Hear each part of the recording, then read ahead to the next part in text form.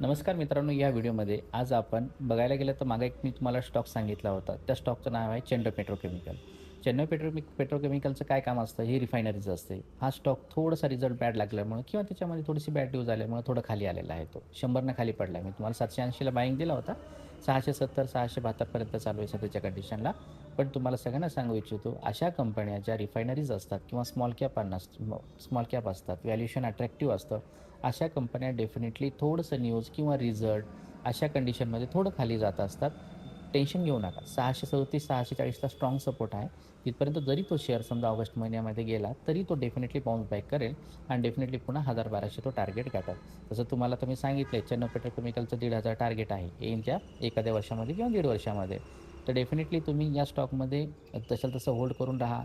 जमलंच तर 640 637ला जर हा स्टॉक तुम्हाला भेटला किंवा 650ला जरी भेटला, तर पुन्हा त्याच्यामध्ये तुम्ही ॲव्हरेज करा आणि नक्कीच हा शेअर येईल ते 1-1.5 वर्षामध्ये डेफिनेटली हा वर जाईल किंवा चेन्नई पेट्रोकेमिकलसारखा शेअर खूप छान आहे. डेफिनेटली हा पुन्हा वर जाणारच आहे. एक जस्ट तुम्हाला मी अपडेट दिलं आहे कंपनीचं.